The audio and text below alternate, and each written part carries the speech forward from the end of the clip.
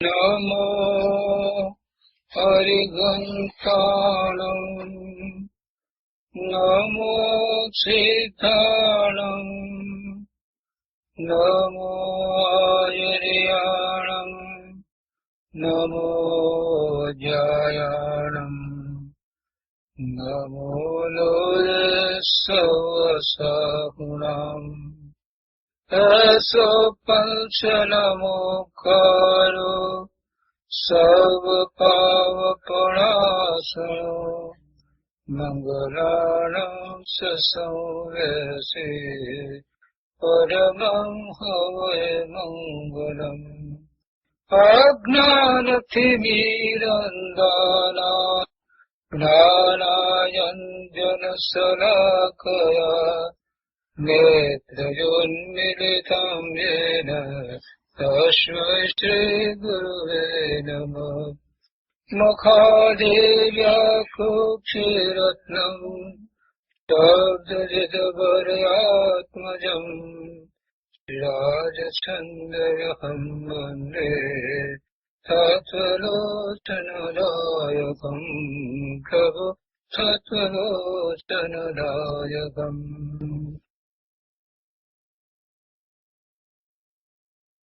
आत्मसिद्धि कृपाळुदेव श्रीमद રાજચંદ્રજી રચિત આત્મસિદ્ધિ તથા આત્મસિદ્ધિ ઉપર પૂજ્ય ગુરુદેવ કાંજી સ્વામીના પ્રવચનો એનો સ્વાધ્યાય આપણે કરી રહ્યા છીએ। એના સ્વાધ્યાયમાં આપણે 89 ગાથા સુધી સ્વાધ્યાય કર્યો છે। શિષ્યે ગાથા 87 અને ગાથા 88 દ્વારા મોક્ષ ના હોવાપણાની શંકા કરી। 87મી ગાથામાં અને 88મી ગાથામાં એ વાત આવી કે મોક્ષ સંભવતો નથી, માત્ર જીવ જે કર્મ કરે છે અને એ પ્રમાણે એના ફળ ભોગવે છે, પણ એ કર્મ રહિત દશા તો એની હોય નહીં, એવી એ શંકા કરી। અને એનું સમાધાન શ્રી ગુરુએ 89, 90 અને 91 એમ 3 ગાથામાં આપ્યું। અને એ 3 ગાથા અને એનો અર્થ આપણે વચનામૃતમાંથી કર્યો છે। અને તે પછીથી ગાથા 89 આપણે પૂજ્ય ગુરુદેવ પાસેથી પણ સમજ્યા છીએ। હવે આજે ગાથા 90 ઉપર પૂજ્ય ગુરુદેવ કાંજી સ્વામીએ જે પ્રવચન આપ્યું છે એના અંશો આપણે લઈશું।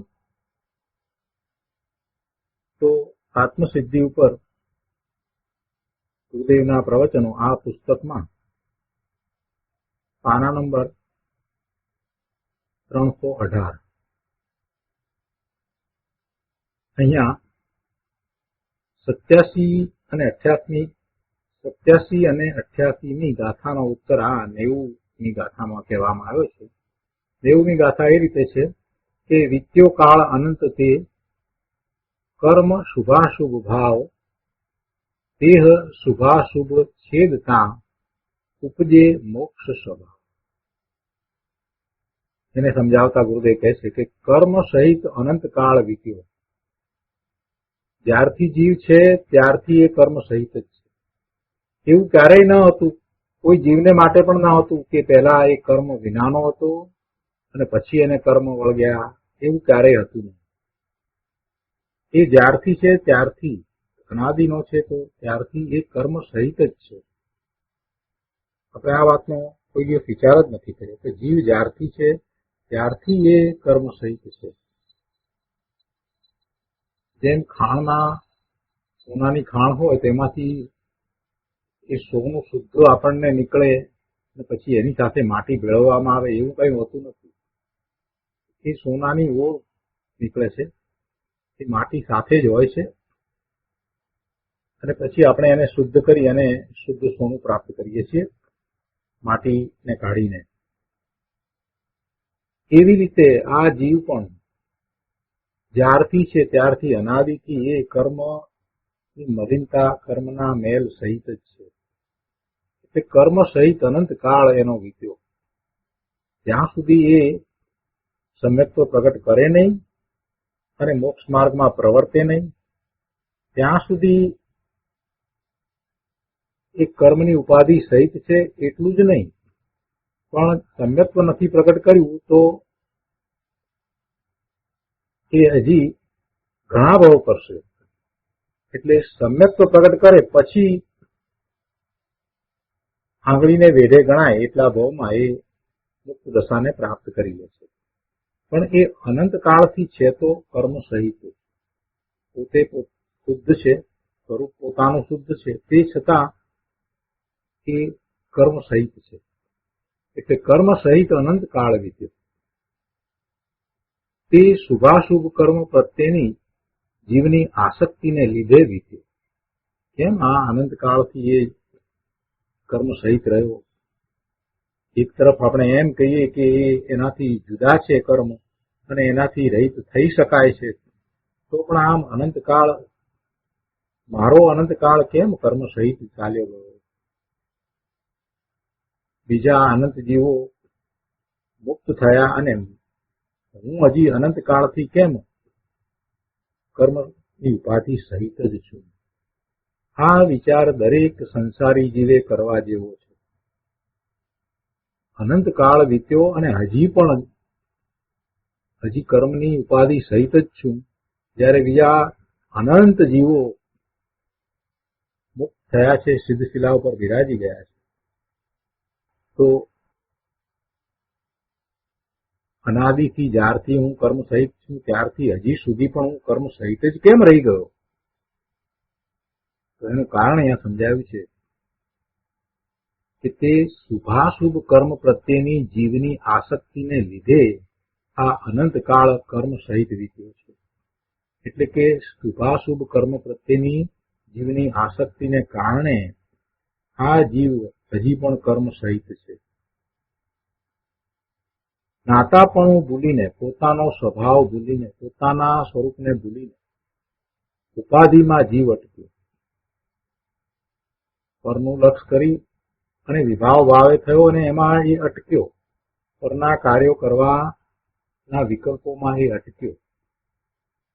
પરમાંથી સુખની પ્રાપ્તિ કરવાના વિકલ્પમાં એ અટક્યો અને તેથી ઉપાધિ રૂપ થયો. પણ હું તો શુભાશુભ ભાવ રહિત જ્ઞાન ઘન છું. મારામાં પર વસ્તુનો ધર્મ સી રીતે સંભવે? મારામાં પર વસ્તુનો ધર્મ હોય નહીં. હું ચેતન ભગવાન આત્મા જ્ઞાન સ્વરૂપ છું. મારો એવો જ સ્વભાવ છે. મારા સંયોગમાં જે ચીજ છે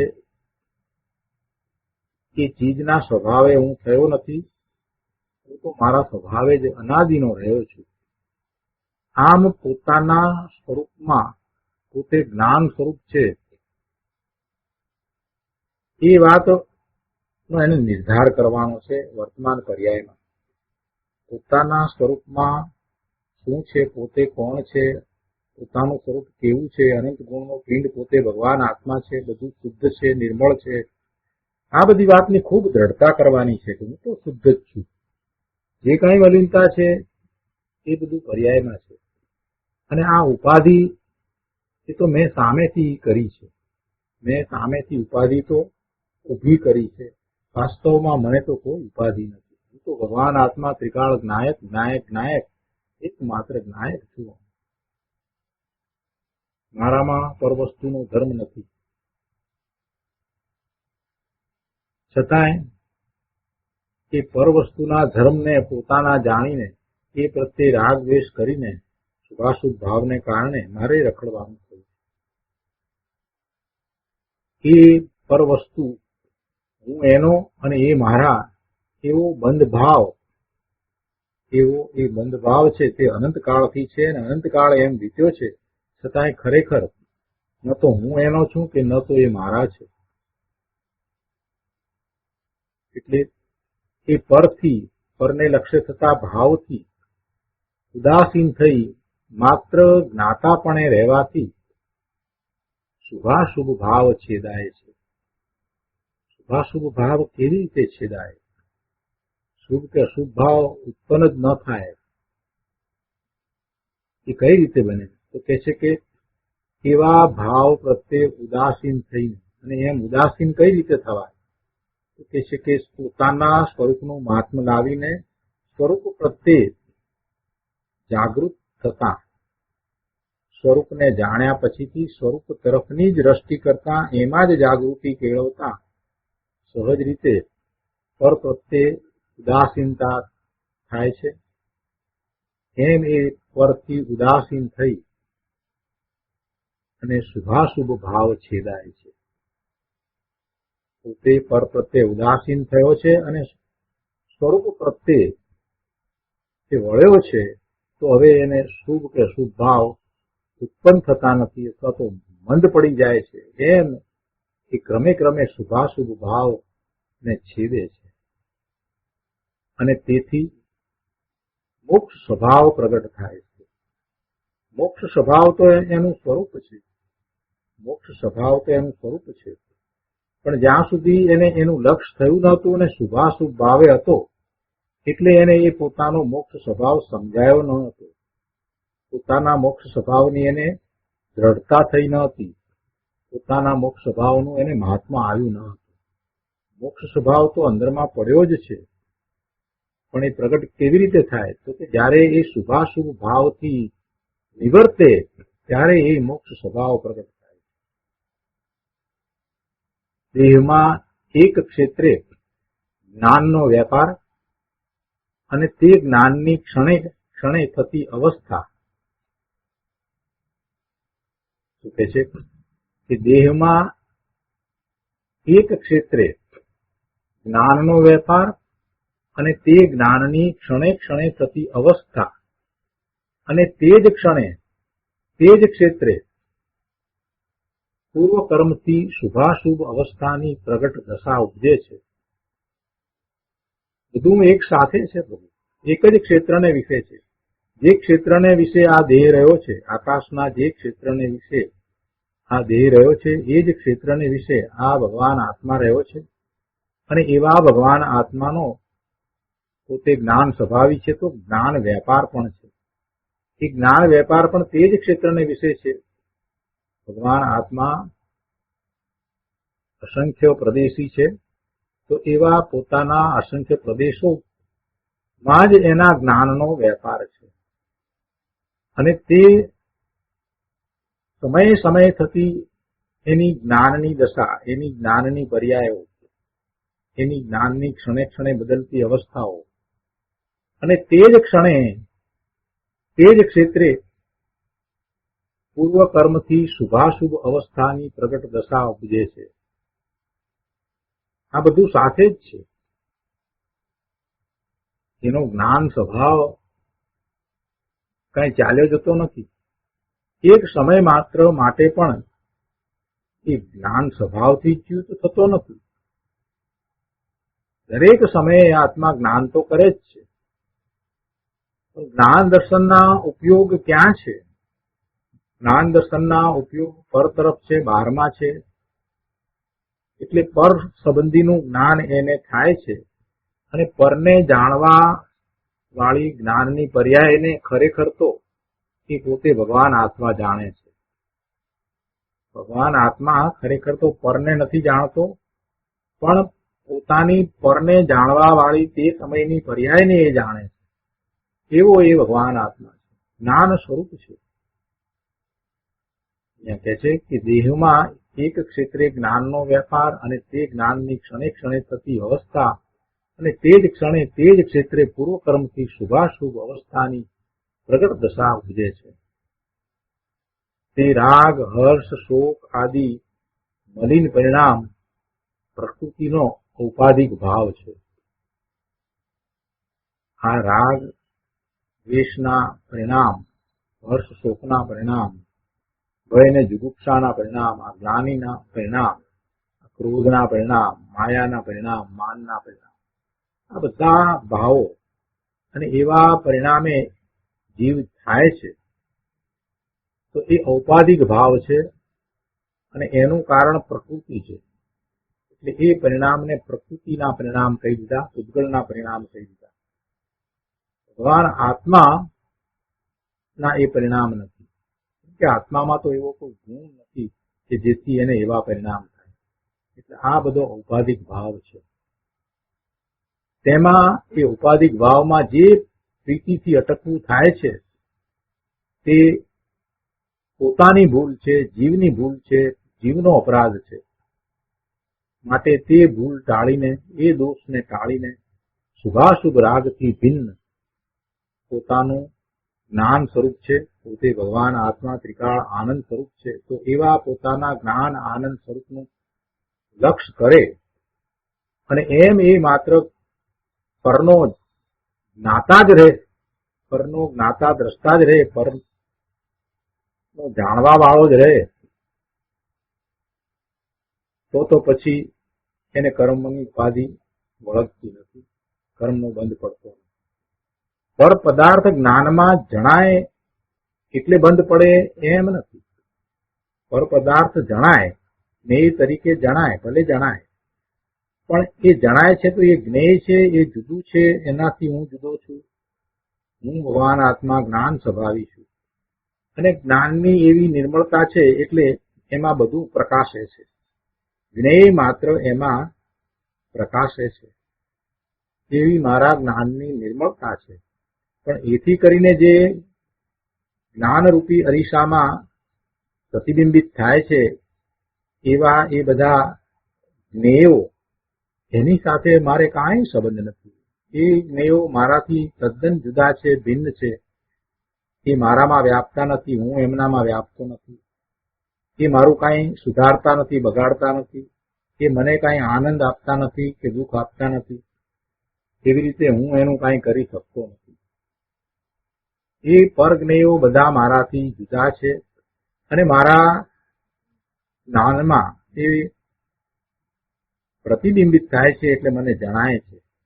આવો જ્ઞાતા દ્રષ્ટા ભાવ હોય છે. આ જ્ઞાતા દ્રષ્ટા ભાવ સ્વરૂપનું લક્ષ્ય કરવાથી, સ્વરૂપનો અનુભવ થયા પછીથી એ સતત રહ્યા કરે છે. એને કંઈ યાદ કરવો પડતો નથી. પોતે એક વખત સ્વરૂપનો નિર્ણય કર્યો, સ્વરૂપનું લક્ષ્ય કર્યું, ત્યાં એકાગ્રતા કરી અને સમ્યક દર્શન પ્રગટ કર્યું, પછી શ્રદ્ધા પોતાના સ્વરૂપની છે, પોતાની વર્તમાન પર્યાય છે, એનાથી પોતે ભગવાન આત્મા જુદો છે એ વાત એને સહજ થઈ જાય છે. આ છે મનુષ્યની જે પર્યાય છે, આ પુરુષપણું કે સ્ત્રીપણું છે, એ તો પેલા નાટકના વેશ જેવું છે. ખરેખર એ નાટકનો વેશ ભજવનાર જે છે એ જાણે છે કે અત્યારે હું ભજવી રહ્યો છું, એ આ પાત્ર ભજવી રહ્યો છું, આ વેશ ભજવી રહ્યો છું, પણ હું એ નથી. એવી રીતે જ્યારે સમ્યક દર્શન થાય છે ત્યાર પછીથી આ વર્તમાન પર્યાય, આ મનુષ્યની પર્યાય એ એક વેશ માત્ર છે, એક ક્ષણિક અવસ્થા માત્ર છે અને એ કંઈ મારું સાચું સ્વરૂપ નથી એવું સહજ એને વર્તે છે.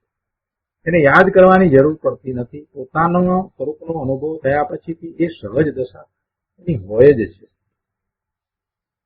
પછી પર સંબંધી એને રુચિ ક્યાંથી થાય? પરમાં એને રંજન કાંઈ થતું નથી. પર દ્વારા એ રંજિત થતું નથી. વર્તમાન પર્યાય છે, એ વર્તમાન પર્યાયમાં જ્યાં સુધી પોતાપણું હતું, હું મનુષ્ય છું, હું રમેશ છું, હું ડોક્ટર છું, આ જે પડ્યું હતું ત્યાં સુધી જ સંયોગી પદાર્થમાં રસ પડતો હતો, રુચિ થતી હતી. જ્યારે હવે એવો સ્વીકાર થયો છે કે હું ન તો મનુષ્ય છું, ન તો હું પુરુષ છું, ન તો હું ડોક્ટર છું, એવો જ્યારે સ્વીકાર થયો છે, હું માત્ર જ્ઞાન સ્વભાવી ભગવાન આત્મા છું, આવો જ્યારે સ્વીકાર થયો છે, તો પછી વર્તમાન અવસ્થાની સાથે જે સંયોગે રહેલા છે એવા બધા જ પદાર્થો, એમાં પછી રુચિ ક્યાંથી થાય? જ્યારે આ વર્તમાન દશા, આ પર્યાય એ રૂપે હું નથી, તો પછી એ પર્યાયના નિમિત્તે જે કંઈ પ્રાપ્ત થયું છે એમાં ક્યાંથી રસ પડે? અને આ વાતને ગુરુદેવે વારંવાર સમજાવી છે.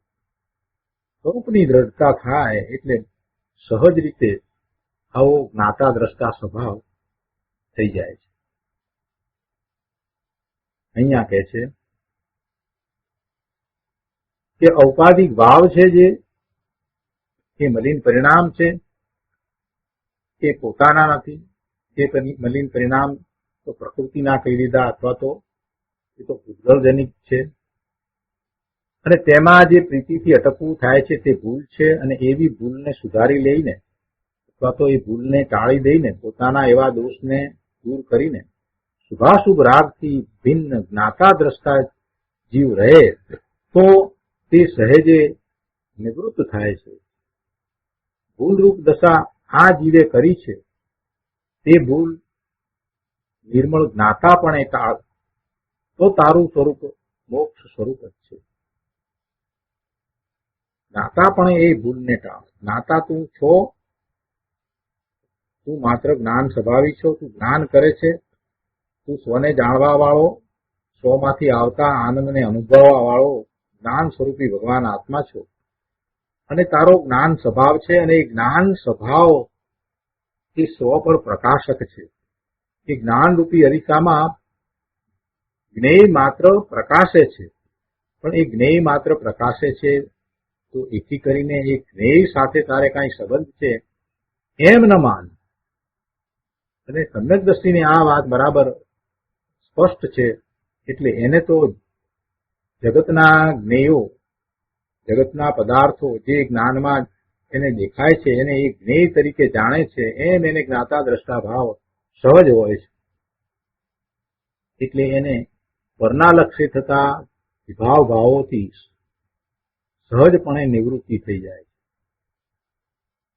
ભૂલરૂપ દશા આ જીવે કરી છે તે ભૂલ નિર્મળ જ્ઞાતાપણે ટળી જાય છે. અને એ જ કરવાનું છે. ગુરુદેવ કહે છે કે તે ભૂલ નિર્મળ જ્ઞાતાપણે ટાળ તો તારું સ્વરૂપ મોક્ષ સ્વરૂપ જ છે, તારું મુક્ત સ્વરૂપ જ છે. જ્ઞાતાપણામાં ટકી રહેવા રૂપ પુરુષાર્થથી પ્રગટ મોક્ષ દશા પૂર્ણ પવિત્રતા થઈ શકે છે. આવી પૂર્ણ દશા થઈ શકે છે. આવી પ્રગટ દશા, મુક્ત દશા પ્રગટ થઈ શકે છે.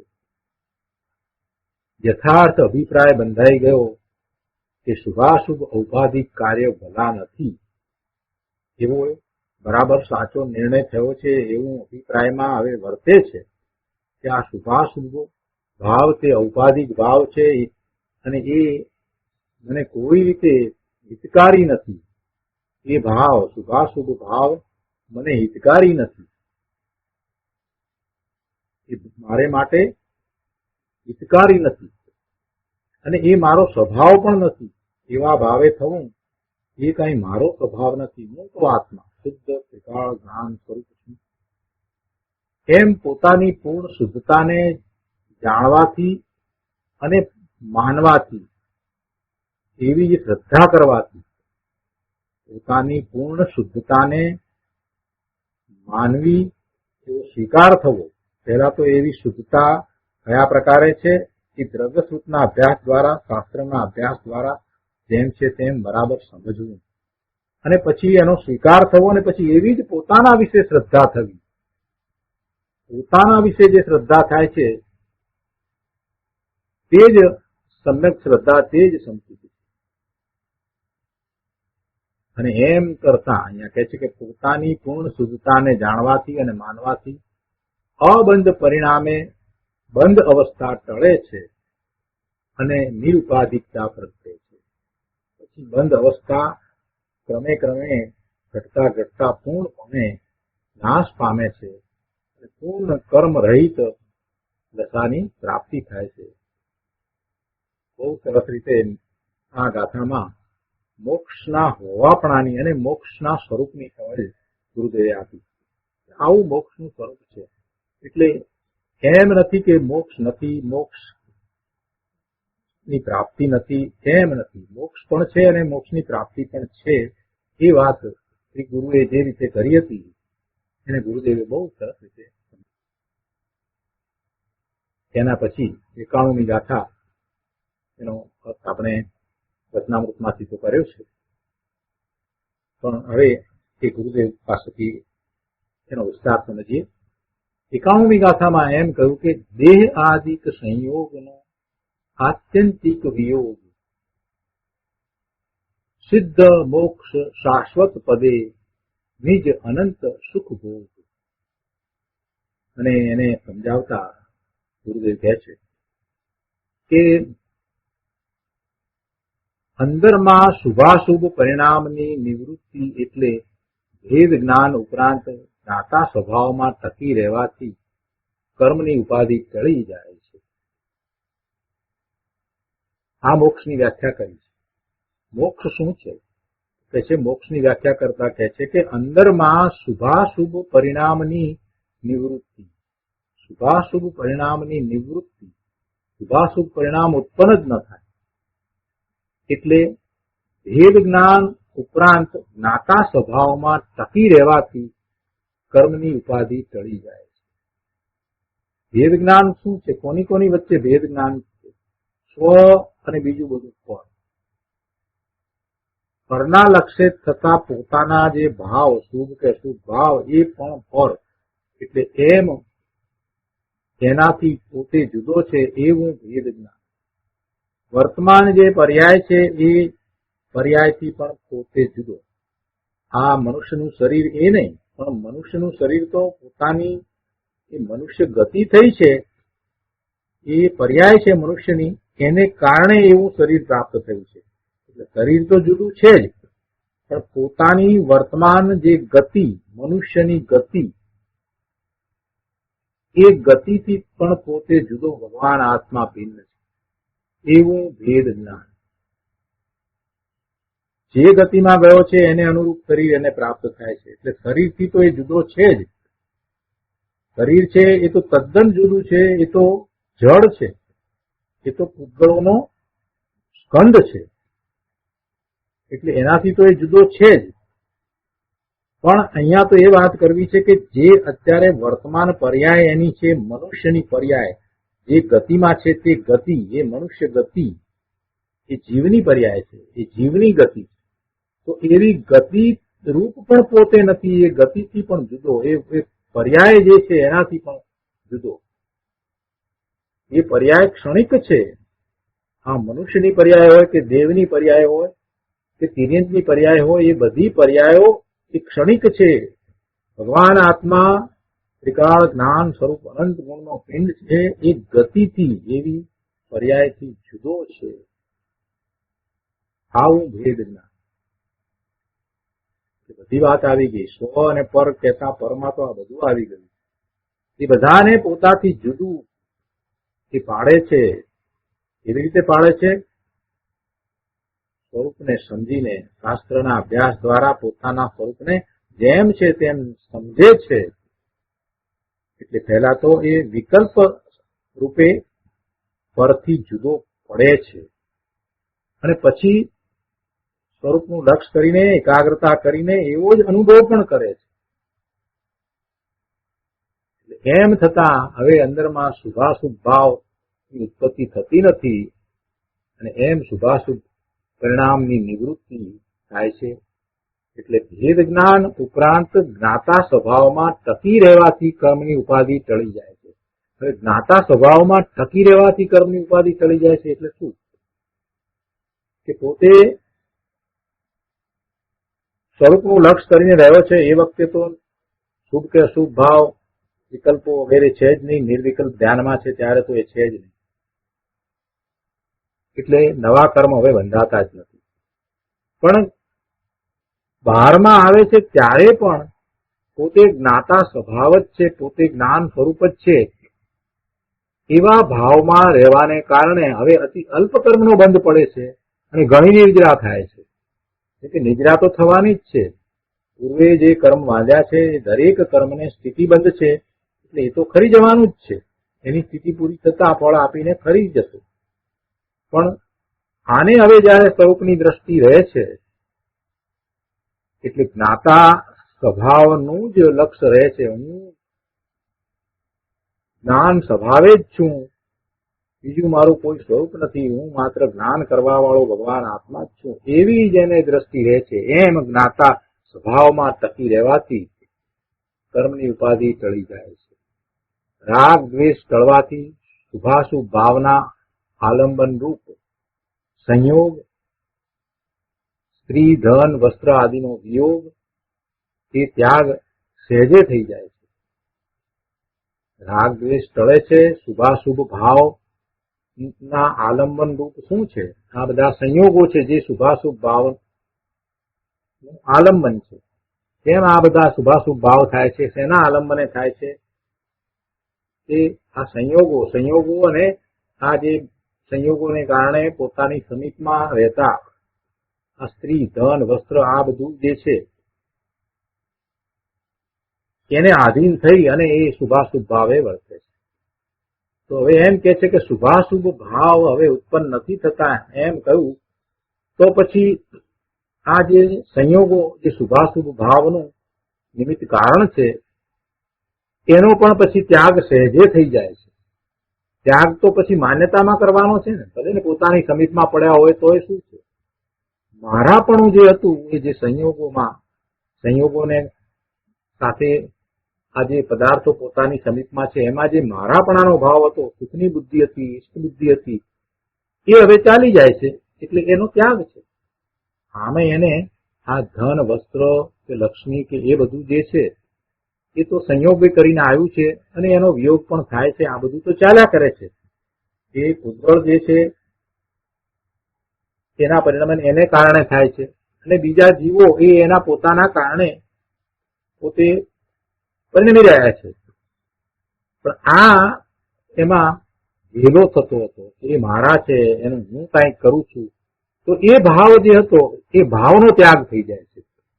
એમાં પોતાપણાની બુદ્ધિ, એમાં મમત્વ, એકત્વ, એમાં કર્તૃત્વ, એમાં ભોક્તૃત્વ, એ સઘળા ભાવનો ત્યાગ થઈ જાય છે. સહેજે ત્યાગ થઈ જાય. રાગ ટળતા રાગનું નિમિત્ત ટળી જાય છે. રાગ નથી થતો તો પછી રાગનું નિમિત્ત એ ટળી જાય છે એમ જ કહેવાય. કેમ કે એ ભલે રહ્યા પણ એને હવે રાગનું નિમિત્ત બનતા નથી એટલે એને નિમિત્ત પણ કહેવાય નહીં.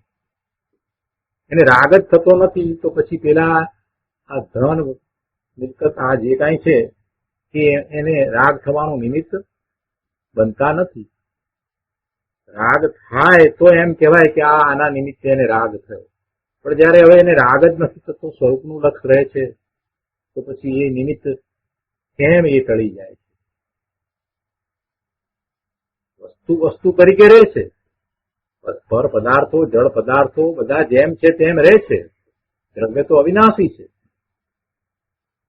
અને એ એની સમીપમાં પડ્યું હોય છતાંય એને અંતરમાં એનો ત્યાગ થઈ જાય છે. કઈ રીતે ત્યાગ થઈ જાય છે? તો કે એમાંથી એને મારાપણાની, એમાં એક પોતાપણાની, એનામાંથી કંઈક પ્રાપ્ત કરવાની, એમાં સુખની બુદ્ધિ કે એમાં દુઃખની બુદ્ધિ જે છે એ ટળી જાય છે. અહીંયા કહે છે કે રાગ ટળતા રાગનું નિમિત્ત ટળી જાય છે. આગળ કહે છે કે દેહ આદિક સંયોગોનો આત્યંતિક વિયોગ, એમ શબ્દ મૂક્યા છે ને, દેહ આદિક સંયોગનો આત્યંતિક વિયોગ એટલે શું? એટલે જે ભાવે દેહ આદિ પુણ્ય પાપ પ્રકૃતિનો સંયોગ થાય છે તે બંધ ભાવને શુદ્ધ ભાવ વડે ટાળીને અબંધ ભાવ, વિતરાગ ભાવને સળંગ ઉભો રાખે તો જે પૂર્વે દેહનો અનંતવાર સંયોગ વિયોગ થતો હતો તે ન થતા આત્યંતિક વિયોગ થઈ છેલ્લામાં છેલ્લી પૂર્ણ પવિત્ર દશા, પૂર્ણ શુદ્ધતા, મુક્ત દશા, મોક્ષ અવસ્થા પ્રગટ થાય. આત્યંતિક વિયોગ, દેહ આદિક સંયોગનો આત્યંતિક વિયોગ, એનો પૂર્ણપણે વિયોગ થઈ જાય. પૂર્વે જે કર્મ કર્યા હતા, જે ભાવ કર્યા હતા, જે ભાવ બંધ થયો હતો, દ્રવ્ય બંધ થયો હતો અને એ બધા કર્મ ઉદયમાં આવી અને એનો સમય થતા એ ખરી જાય છે. આ તો ચાલી જ રહ્યું છે. પણ હવે નવા કર્મ બંધાતા નથી એટલે બધા કર્મનો ક્ષય થતા હવે એ પોતે પૂર્ણ શુદ્ધ દશાને પ્રાપ્ત કરી દે છે. હવે એને બંધનો ભાવ જ નથી. અબંધ ભાવે વિતરાગ ભાવે એ રહ્યો છે. કે છે ને કે અબંધ ભાવ વિતરાગ ભાવને સળંગ ઉભો રાખે. સળંગ ઉભો રાખે એટલે કે માત્ર વિતરાગ ભાવે જે રહે, પોતાના પૂર્ણ શુદ્ધ સ્વરૂપ ની જેને પ્રાપ્તિ થાય છે એ કઈ એમનેમ થઈ જાય છે એમ નથી. ઘણો પુરુષાર્થ છે એમાં તો. અને કેવો પુરુષાર્થ છે? પોતાના સ્વરૂપનો અનુભવ કરવો, એવું નિશ્ચય સમ્યક દર્શન પ્રગટ કરવું, અને પછી પોતાના સ્વરૂપને જાણ્યા પછીથી એની જેને લગ્ની લાગે એને એમાં જ એકાગ્રતા થયા જ કરે. તો એમ એ વિતરાગ ભાવને સળંગ ઉભો રાખે. અને એથી પૂર્વે દેહનો અનંતવાર જે સંયોગ વિયોગ થતો હતો એ હવે પછી નથી થતો. 2-4-5 ભાવ થાય પણ પછી નથી થતો. એમ એ આત્યંતિક વિયોગ થઈ જાય. છેલ્લામાં છેલ્લી પૂર્ણ પવિત્ર દશા, પૂર્ણ શુદ્ધતા, મુક્ત દશા, મોક્ષ અવસ્થા પ્રગટ થાય. પુણ્ય પાપના ભાવ ન કર્યા એટલે કે સ્વ સન્મુખતા કરે તો નવીન શુભ અશુભ કર્મ પ્રકૃતિનો બંધ થતો નથી. અને જૂના બંધાયેલા કર્મ તેનું ફળ દેખાડીને ટળી જાય છે, એટલે કે એની નિદ્રા થઈ જાય છે. સમ્યક દર્શનની પ્રાપ્તિ થતા કર્મનું ટળવું અધિક થાય છે. કર્મનું ટળવું અધિક થાય છે એટલે કે જેટલા કર્મ બંધાય છે એના કરતા વિશેષ નિજરે છે. કેમ કે નિજરા તો થઈ જ રહી છે અને નવા કર્મ એના પ્રમાણમાં અતિ અલ્પ બંધાય છે. અને કે છે કે નવીન શુભ અશુભ કર્મનો બંધ અલ્પ થાય છે અને કર્મનું ટળવું અધિક થાય છે. અને જો સર્વથા અબંધ ભાવે એટલે કે શુદ્ધ સ્વભાવમાં સ્થિર રહે, પોતાના શુદ્ધ સ્વીકારિક નાયક સ્વભાવમાં એકાગ્ર થઈ અને ત્યાં ને ત્યાં લીનતા કરે, ત્યાં પછી સ્થિર થઈ જાય, તો પછી દેહાદિ ઉપાધિ સંયોગનો આત્યંતિક વિયોગ થઈ શકે છે. એટલે એવી મોક્ષની દશા થઈ શકે છે. નવું બંધન આવતું નથી અને પૂર્વના જે બંધન હતા એ ક્રમે ટળી રહ્યા છે, એનો ક્ષય થઈ રહ્યો છે. એમ એનો આત્યંતિક વિયોગ થઈ જાય અને તેનું ફળ સિદ્ધ સ્વભાવ મોક્ષ સ્વભાવ છે. તે મોક્ષ સ્વભાવ પ્રગટે ત્યારે શાશ્વત પદે અનંત અવ્યાબાદ આત્મ આનંદ અક્ષય આનંદ ભોગવાય છે. એ આનંદ પછી જતો નથી અને એવો અપૂર્વ આનંદ, અલૌકિક આનંદ એ શાશ્વતપણે એને ભોગવાય છે. એમાં કોઈ બાધા આવતી નથી, એમાં વધઘટ થતી નથી. આગળ કહે છે કે સિદ્ધ એટલે પૂર્ણ શુદ્ધ કૃત્ય દશા. સિદ્ધ એટલે પૂર્ણ શુદ્ધ કૃત્ય દશા. કૃત્ય દશા એટલે બસ હવે કૃત્ય થયા છીએ, બધું જ પ્રાપ્ત થઈ ગયું છે ત્યારે જીવ કૃત્ય થાય છે. જેમાં કાંઈ કરવા પણ નથી, હવે કાંઈ બીજું વિશેષ પ્રાપ્ત કરવા પણ રહ્યું નથી, બધું પ્રાપ્ત થઈ ગયું છે ત્યારે જ કૃત્ય થયા એમ કહેવાય. સિદ્ધ એટલે પૂર્ણ શુદ્ધ કૃત્ય દશા. અને એવી દશામાં હવે શું કરવા પણ, કાંઈ કરવા પણ રહેતું નથી, જેમાં કાંઈ કરવા પણ નથી.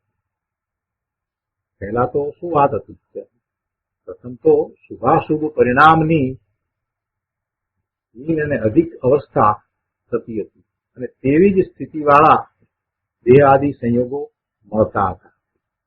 જેવા શુભાશુભ પરિણામ કરતા હતા તે પ્રમાણે એને દેહ આદિ સંયોગો પ્રાપ્ત થતા હતા.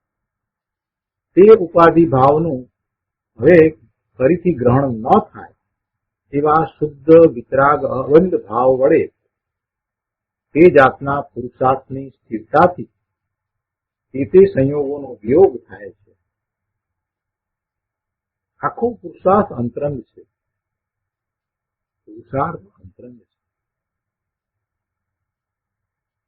જે પૂર્વ કર્મ સત્તામાં પડ્યા છે તેની અબંધ પૂર્વક નિજરા થાય છે.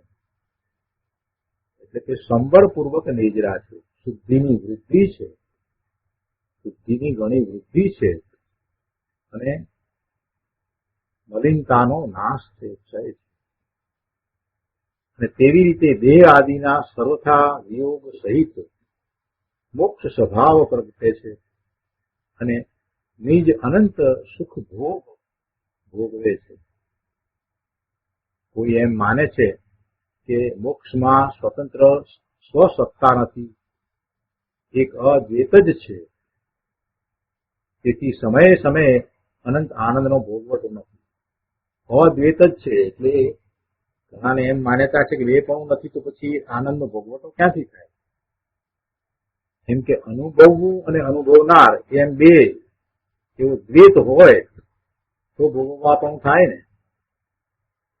ઘણાની એવી માન્યતા છે કે ત્યાં ભોગવવા પણ નથી, પણ એમ માનનાર છે તે મતાર્થી છે. અને એવા મતાર્થીના મતનું નિરાકરણ અહીંયા તો કર્યું કે એ પોતે જ્ઞાન સ્વભાવે, સુખ સ્વભાવે, આનંદ સ્વભાવે પરિણમી જાય છે. પોતે પોતાના સ્વરૂપમાંથી આવતા જ્ઞાન આનંદના સ્વભાવે પોતે પરિણમી જાય છે, કેમ કે એ એનો મુક્ત સ્વભાવ છે. એ એનો સ્વભાવ છે તો પોતે પોતાના સ્વભાવે રહે એટલે એને શાશ્વત એવું સુખનું આનંદનું ભોગવવું થાય છે. અહીંયા એ વાત કરી ને જે આ ખોટો મત ચાલી રહ્યો છે ને કેટલાકને એવી ખોટી ઊંધી માન્યતા છે ને એનું નિરાકરણ કર્યું. આત્મા પોતે અનાદિ અનંત સ્વાધીન સુખરૂપ છે. પોતે સ્વાધીન સુખરૂપ છે. બીજાથી પરથી પોતાને સુખ મળે એમ નહીં, પોતે સુખરૂપ જ છે. એમાં ઘણો ફેર છે. પર દ્વારા બીજા દ્વારા પોતાને સુખ એ તો માન્યતા થઈ, અને પોતે સુખ રૂપે છે. બીજું કંઈક આવે ને સુખ થાય એમ પણ નહીં, પોતે સુખ રૂપ જ છે. આત્મા પોતે અનાદિ અનંત સ્વાધીન સુખરૂપ છે. તેમાં સંસાર અવસ્થાનો વિયોગ થવો, અવિકારી પૂર્ણ પવિત્ર મોક્ષ સ્વભાવ દશાનું પ્રગટવું અને સહજ શુદ્ધ આત્મ સ્વરૂપનું નિત્ય રહેવું એ ઉત્પાદ વ્યય અને ધ્રુવ પણ છે. તો અહીંયા આ રીતે ઉત્પાદ વ્યય અને ધ્રુવ પણ સિદ્ધ કર્યું. વ્યય ક્યાંનો થયો? સંસાર અવસ્થાનો વ્યય એ વિયોગ, અને અવિકારી પૂર્ણ પવિત્ર મોક્ષ સ્વભાવ દશાનું પ્રગટવું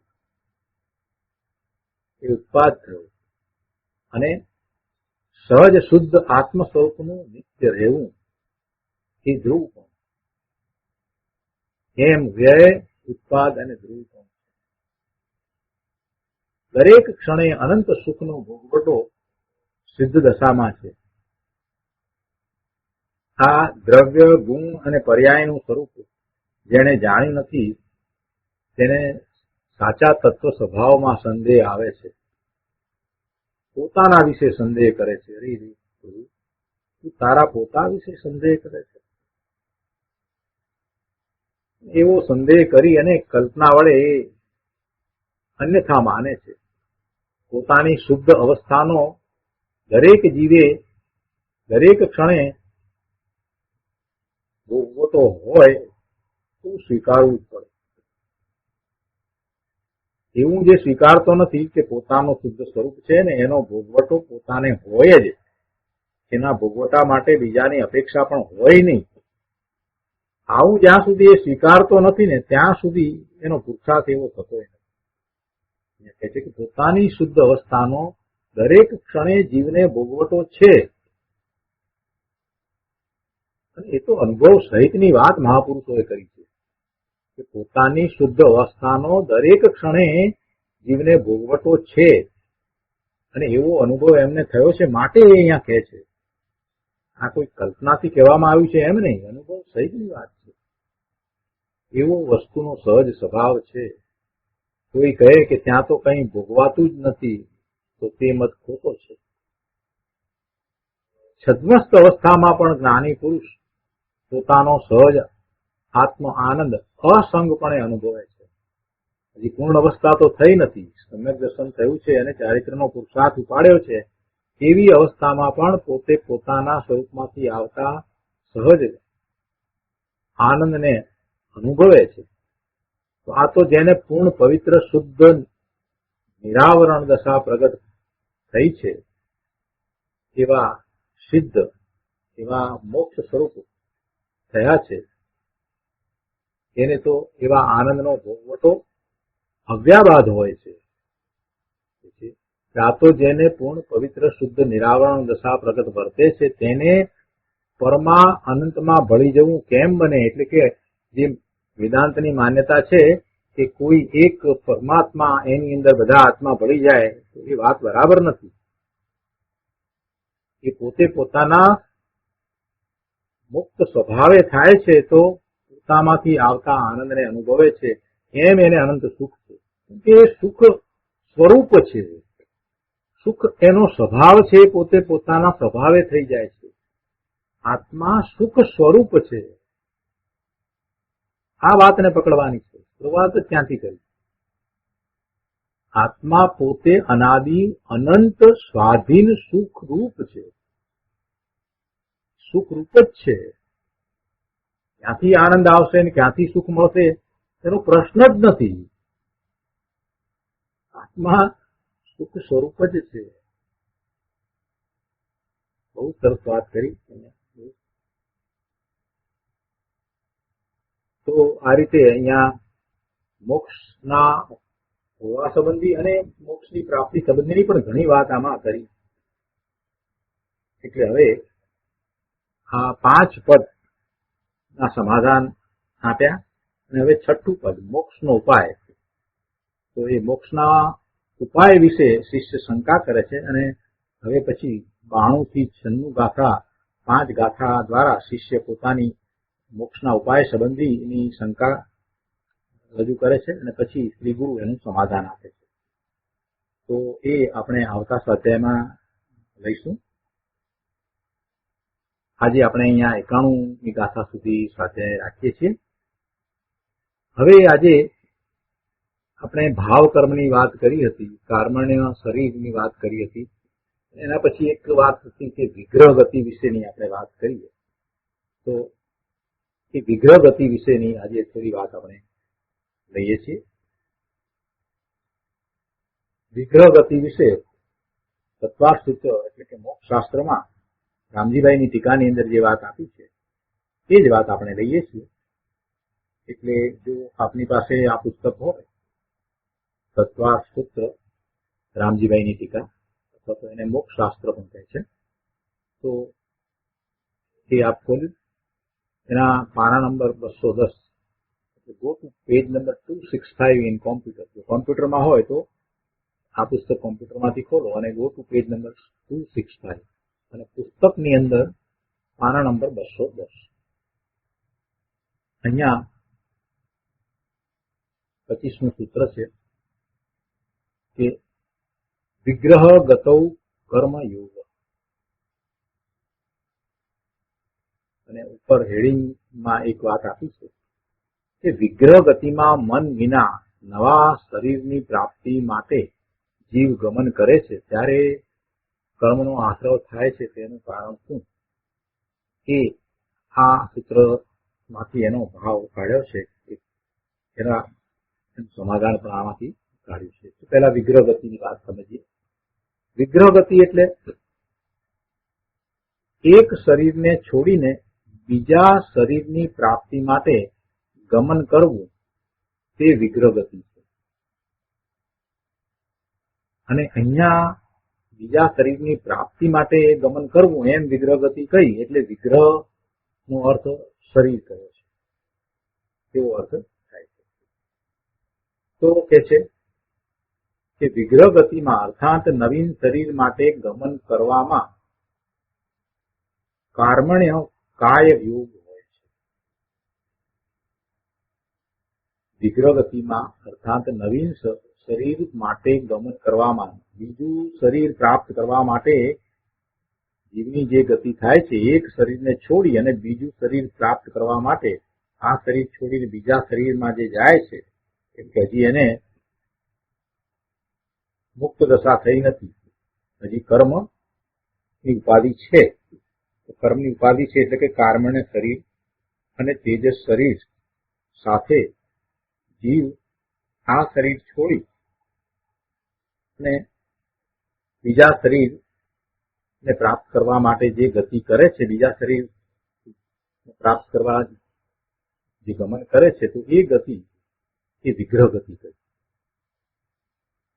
અને અહીંયા એક વાત એ કરી કે એવા ગમન કરવામાં કર્મણ્ય કાય યોગ હોય છે. એ વાતને પણ આપણે આગળ જરા સમજીએ છીએ.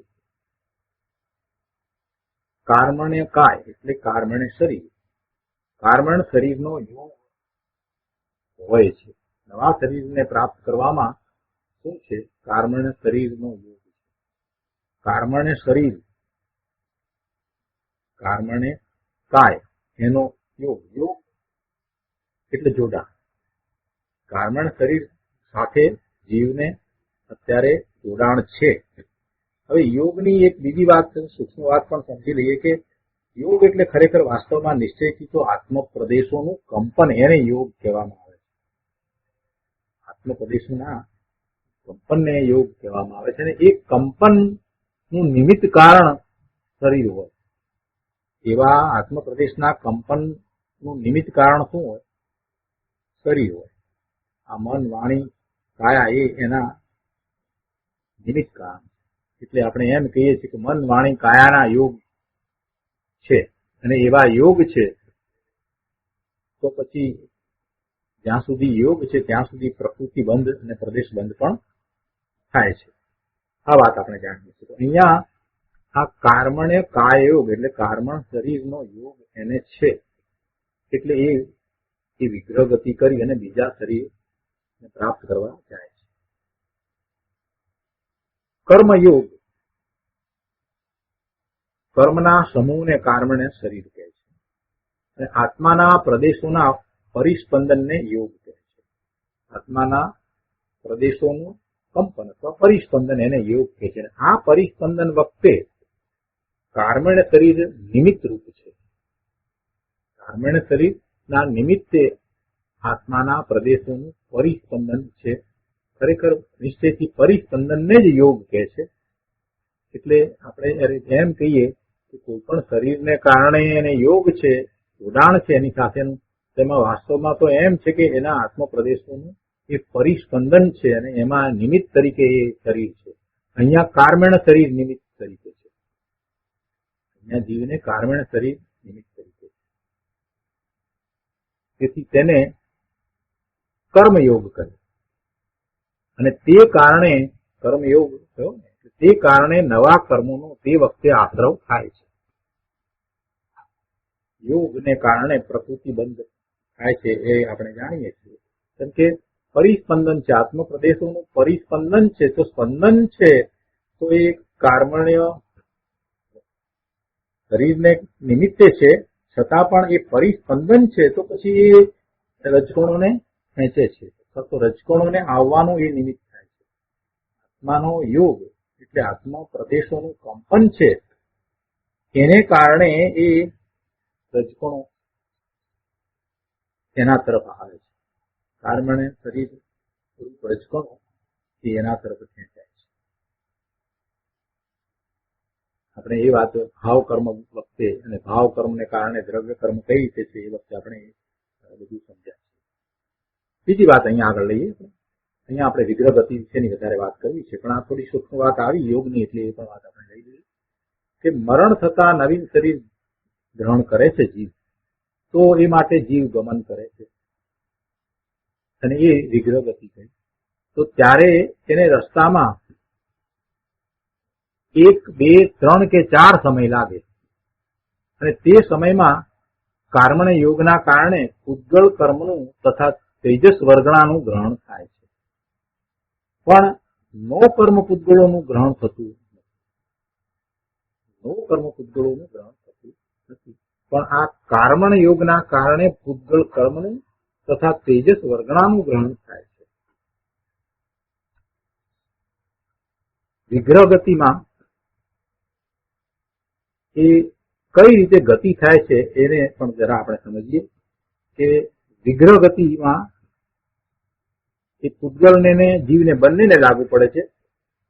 એ ગતિ જે છે એ અનુશ્રેણી ગતિ થાય. અનુશ્રેણી ગતિ એટલે શું? કે શ્રેણીને અનુસરીને ગતિ થાય, શ્રેણી અનુસાર ગતિ થાય.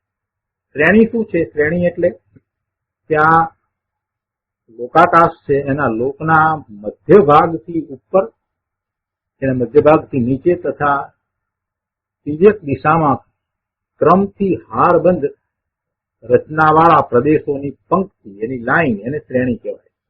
ઉપર નીચે એમ લાઈન, એ પંક્તિ, એ શ્રેણી. તો એ શ્રેણીને અનુસરીને એ ગતિ થાય. આમ ઝીકઝાક ગમે તેમ થાય એવું નથી થતું. ઝાક ગમે તે રીતે થાય નહીં, શ્રેણીને અનુસરીને થાય. વિગ્રહ ગતિમાં આકાશ પ્રદેશોની સીધી પંક્તિએ જ ગમન થાય છે, દિશામાં ગમન થતું નથી.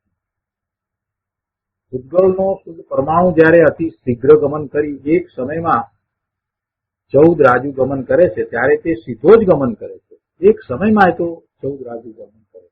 ઉદ્ગલમાં તો એવી શક્તિ છે. આપણે તો જીવની વાત કરવી છે, જીવની વિગ્રહ ગતિની વાત કરવી છે. તો જીવની વિગ્રહ ગતિ માટે એમ કહ્યું કે એક સમય, 2 સમય, 3 સમય કે 4 સમય, વધુમાં વધુ 4 સમય. પણ એ ગતિ જે થાય છે તે અનુશ્રેણી, એટલે શ્રેણીને અનુસરીને થાય છે. તો જ્યાં જવાનું છે ત્યાં એ પહોંચતા એને એ શ્રેણીમાં જાય છે, તો પછી એને મોડ લેવાનું થાય અથવા ન પણ થાય. એ જ શ્રેણીમાં સિદ્ધિ જવાય તો એક સમયમાં પણ જીવ બીજા શરીરમાં જાય. એક સમયમાં પણ આ જીવ બીજા શરીરમાં પહોંચી જાય. પણ એ ત્યાં નથી પહોંચતો તો એને મોડ લેવો પડે છે, એક વળાંક લઈને જવું પડે છે. તો એક મોડ લે છે તો 2 સમય થઈ જાય, 2 મોડ લે છે તો 3 સમય થઈ જાય છે, અને જો 3 મોડ લેવા પડે છે તો 4 સમય થઈ જાય છે. વધુમાં વધુ 4 સમય થાય, વધુમાં વધુ 4 સમય થાય, એટલે વધુમાં વધુ એને 3 મોડ લેવા પડે. અને આ જે શ્રેણી છે એ શ્રેણી પણ કઈ રીતે છે?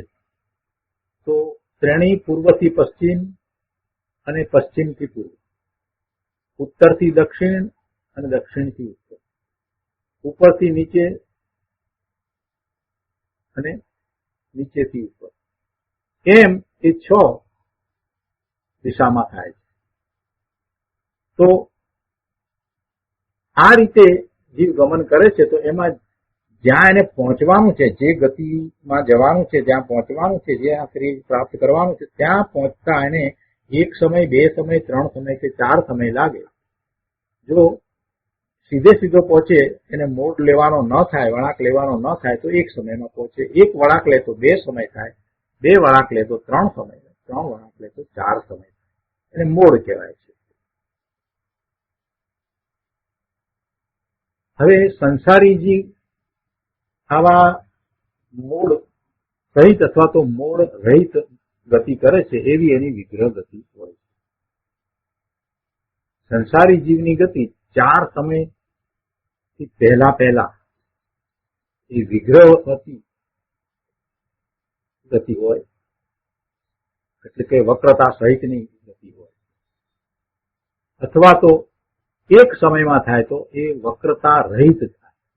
તો વિગ્રહનો અર્થ અહીંયા સંસારીની જે ગતિ છે એમાં એવો કરાય છે કે એ વક્રતા, એટલે વક્રતા સહિત, એટલે મોડ સહિત અને મોડ રહિત. મોડ સહિત હોય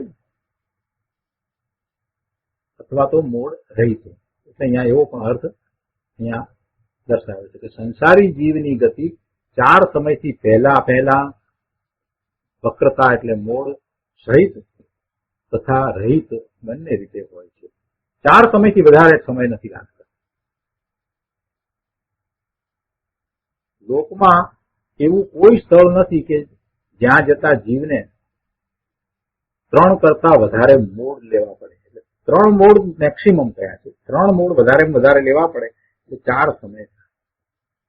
કોઈ પણ સ્થાનમાં એને પહોંચવું હોય, આ લોકાકાશના કોઈ પણ સ્થાનમાં જીવને એક જગ્યાએથી બીજી જગ્યાએ પહોંચવું તો વધુમાં વધુ એને 3 મોડ લેવા પડે. તો વધુમાં વધુ એ 1 મોડ લે અથવા તો મોડ લીધા વગર સીધો પણ જઈ શકે. પણ એની જે ગતિ થાય તે શ્રેણી અનુસરીને થાય. શ્રેણી અનુસરીને. એટલા માટે શ્રેણી અનુસરીને થાય છે. એટલા માટે જો એ સીધી શ્રેણીમાં એ સ્થાન નથી આવતું તો એને વળાંક લેવો પડે. સીધી શ્રેણીમાં નથી આવતું તો એને વળાંક લેવો પડે. સીધી શ્રેણીમાં જ આવી જાય તો એક સમયમાં પણ પહોંચે. હવે બીજી વાત કે વિગ્રહ ગતિમાં એક સમયથી વધારે વખત રહે ત્યારે જીવને ચૈતન્યનો ઉપયોગ હોતો નથી. વિગ્રહ ગતિમાં એક સમયથી વધારે વખત રહે ત્યારે જીવને ચૈતન્યનો ઉપયોગ હોતો નથી. જ્યારે જીવની તે પ્રકારની લાયકાત હોતી નથી ત્યારે દ્રવ્ય ઇન્દ્રિયો પણ હોતી નથી. ઉપયોગ ચૈતન્યનો ઉપયોગ હોતો નથી એમ કહ્યું અને કહે છે કે જ્યારે જીવની તે પ્રકારની લાયકાત હોતી નથી ત્યારે દ્રવ્ય ઇન્દ્રિયો પણ હોતી નથી. એવો નિમિત્ત નૈમિત્તિક સંબંધ છે.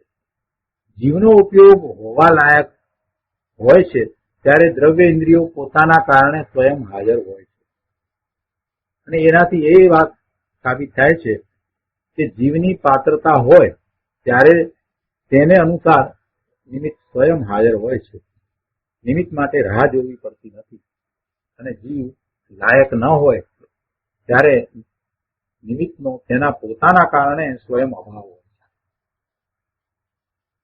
જીવને ચૈતન્યનો ઉપયોગ હોતો નથી એટલે એ વખતે એને ઇન્દ્રિય પણ હોતી, દ્રવ્ય ઇન્દ્રિય વાત છે, દ્રવ્ય ઇન્દ્રિયો પણ હોતી નથી. એવો નિમિત્ત નૈમિત્તિક સંબંધ છે.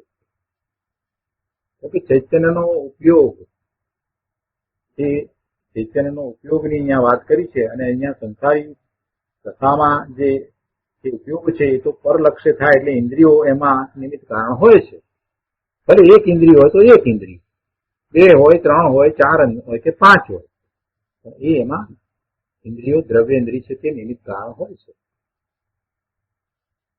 તો કહે છે કે એને જીવને વિગ્રહ ગતિમાં એક સમયથી વધારે વખત રહે ત્યારે જીવને ચૈતન્યનો ઉપયોગ હોતો નથી. એક સમયમાં તો હોય તો એ પ્રશ્ન નથી પછી થતો, એ સીધો ત્યાં પહોંચી જાય. વધારે સમય છે તો એ દરમિયાન શું હોય છે? એને એવો ચૈતન્યનો ઉપયોગ હોય છે ના, એને એ વખતે ઇન્દ્રિય પણ હોતી નથી અને એવો ચૈતન્યનો ઉપયોગ એવો હોતો નથી. હવે એમાં વિગ્રહ ગતિમાં એ આહારક કે અનાહારક કઈ રીતે છે એની વાત છે, એ આપણે સમજીએ.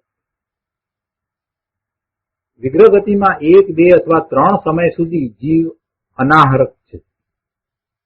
અનાહારક જ હોય છે, આહારક નથી, આહાર લેતો નથી. જીવનો આહાર શું છે? જીવનો આહાર શું હોય? જીવનો આહાર એવો હોય કે જેમાંથી ઔદારિક શરીર કે વિક્રિય શરીર કે આહારક શરીર કે એને જે પર્યાપ્તિ હોય છે એ થાય એવો એનો આહાર હોય. એટલે એવા પૂતગળ પરમાણુઓ જે છે એને એ ગ્રહણ કરે એને આહાર કહેવામાં આવે. આ વિગ્રહ ગતિની અંદર પણ એ એવા પૂતગળ પરમાણુઓને ગ્રહણ કરે છે. ઔદારિક, વિક્રિય અને આહારક શરીર એ 3 પ્રકારના શરીર. તો કાર્મણ્ય અને તેજસ શરીરની તો વાત આપણે કરી, પણ આ જે 3 પ્રકારના શરીર જે છે ઔદારિક, વિક્રિય અને આહારક શરીર, તો એનું કારણ શું છે? શેમાંથી થાય છે? તો એ આહારક વળગણામાંથી થાય છે. આહારક વળગણા 22 પ્રકારની વળગણા છે, એટલે કે એવા સ્કંદ છે.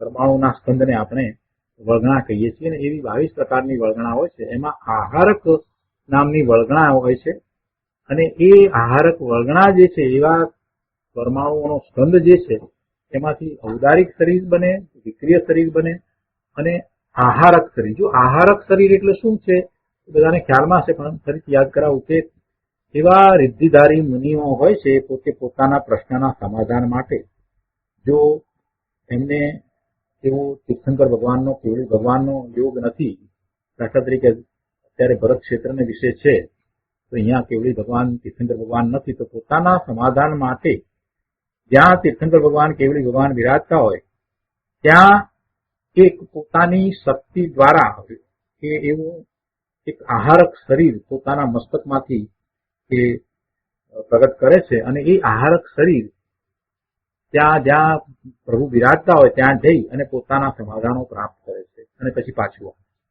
એને આહારક શરીર કહેવાય. એને આહારક શરીર કહેવાય. તો આ ઔદારિક, વિક્રિય અને આહારક એવા 3 પ્રકારના શરીર અને બીજી પર્યાપ્તિઓ ને યોગ્ય પૂતગળ પરમાણુઓને ગ્રહણ કરવું એને આહાર કહેવામાં આવે છે. હવે આવા આહારને જીવ જ્યાં સુધી ગ્રહણ નથી કરતો ત્યાં સુધી તેને અનાહારક કહેવામાં આવે. જ્યાં સુધી એ એને ગ્રહણ નથી કરતો ત્યાં સુધી અનાહારક છે, અનઆહારક છે. સંસારી જીવ આહારક હોય છે.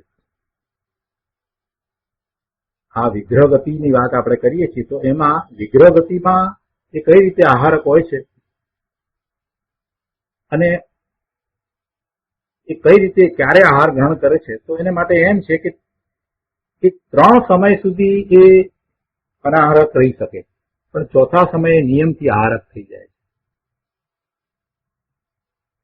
એને 1 સમય, 2 સમય, 3 સમય, 4 સમયની વાત કરી, તો જો એને એ 4 સમયની વાત કરીએ તો ચોથા સમયે તો નિયમથી એ આહારક થઈ જાય છે, 3 સમય સુધી અનાહારક થઈ શકે.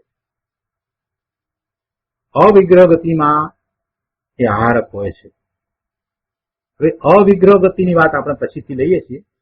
સિદ્ધ ભગવાનને એવી ગતિ જે છે એને અવિગ્રહ ગતિ કહી છે, તેની વાત આપણે પછીથી લઈએ છીએ. પણ જીવને પણ જે એક સમયમાં જે ગતિ થાય છે, એટલે કે સંસારીને પણ, સિદ્ધને નહીં ને સંસારીને પણ, તો એને પણ એ એક સમયની ગતિ જે કહેવામાં આવી હોય છે, તો એ એક સમયની ગતિ હોય છે, તો એ એક સમયમાં એ આહાર ગ્રહણ કરે છે. એટલે બીજી રીતે કહીએ તો ટૂંકમાં એમ કહી શકાય કે એનો જે છેલ્લો સમય છે એક શરીરમાંથી બીજા શરીરમાં જવાનો જે એ સમયમાં એ આહારક હોય છે, એટલે કે એવા પૂતગળને ગ્રહણ કરે છે. અને અનાહારકપણું જે કહેવામાં આવ્યું છે, અનઆહારકપણું જીવને માટે જે કહેવામાં આવ્યું છે, એ નો કર્મની અપેક્ષાથી કહેવામાં આવ્યું છે. કર્મ ગ્રહણ તથા તેજસ પરમાણુનું ગ્રહણ તો 13મા ગુણ સ્થાન સુધી હોય છે. હવે નો કર્મનું ગ્રહણ, નો કર્મ શું છે, તો કે જે આ શરીર આદિ છે ને એને આપણે નો કર્મ કહીએ છીએ, કે જે કર્મ ને મદદ કરતા છે એ નો કર્મ છે. તો એવા નો કર્મ રૂપ આહાર તો વિગ્રહ ગતિ સિવાયના વખતમાં જીવને દરેક સમયે હોય છે. આપણે વિગ્રહ ગતિની વાત અહીંયા કરી રહ્યા છીએ. તો અવિગ્રહ ગતિની હવે વાત લઈએ. અવિગ્રહ ગતિની વાત તો કરી, પણ અવિગ્રહ ગતિ, અવિગ્રહ ગતિ, મુક્ત જીવની જે ગતિ છે એક સમયની અંદર એ મધ્યલોકમાંથી, કેમ કે મનુષ્યની પર્યાય હોય એટલે મધ્યલોકમાં હોય, ત્યાંથી એ સીધા સિદ્ધ શિલા ઉપર, એટલે કે લોકાકાશના અગ્રસ્થાન ઉપર પહોંચી જાય છે એક સમયની અંદર. તો એ ગતિ સીધી જ થાય છે, એટલે વક્રતા રહિત સીધી ગતિ હોય છે. અહીંયા વિગ્રહનો અર્થ વક્રતા કરવાનો, એટલે એ સીધી ગતિ. અવિગ્રહ એટલે વક્રતા રહિત સીધી ગતિઓ. એ અવિગ્રહ ગતિ મુક્ત જીવની ગતિ છે, એટલે કે સિદ્ધ ભગવાનને એવી ગતિ હોય છે. 14મા ગુણસ્થાને જીવ આવે છે ને, 14મા ગુણસ્થાનનો સમય તો બહુ ઓછો, ટૂંકો સમય હોય છે. આપણે અશ્વસ્વર બોલીએ એટલો સમય, અને પછી એ શરીરને છોડી દે છે, અને પછી જીવ એક જ સમયમાં સિદ્ધ શિલા ઉપર બિરાજી જાય છે. તો એ એક સમયની જે ગતિ એ અવિગ્રહ ગતિ કહેવાય. બીજી એક વાત અવિગ્રહ ગતિના સમયની છે, તો કે એ એક સમય માત્ર જ હોય છે, અર્થાત તેમાં એક સમય જ લાગે છે. એટલે જે એક સમયમાં જે જીવની ગતિ થઈ એને પણ એ અપેક્ષાએ અવિગ્રહ ગતિ કહેવાય છે. પણ એ અવિગ્રહ ગતિની અંદર એ એક સમયમાં ભલે બીજા શરીરમાં પહોંચે પણ એ આહાર ગ્રહણ કરે છે, એટલે કે પૂતગળને ગ્રહણ કરે છે. ત્યારે આ મુક્ત જીવ છે, એટલે કે સિદ્ધનો જીવ જે છે એ એક સમયમાં સીધા જ સિદ્ધશિલા ઉપર બિરાજી જાય છે. એમને તો કાર્મણ શરીર પણ નથી ને તેજસ શરીર પણ નથી, અને એમને કંપન પણ નથી, એમને યોગ પણ નથી, એટલે એ કાંઈ આહાર ગ્રહણ કરતા નથી. એ શરીર એ જીવ એ ગતિમાં કંઈ આહાર ગ્રહણ કરતો નથી. આ બધી વિગ્રહ ગતિ વિશેની વાત થઈ. તો આજનો સાથે આપણે અહીંયા સુધી રાખીએ છીએ. હવે સુખધામ બોલીએ. સુખધામ અનંત સુસંત ચરી દિન રાત રહે તદ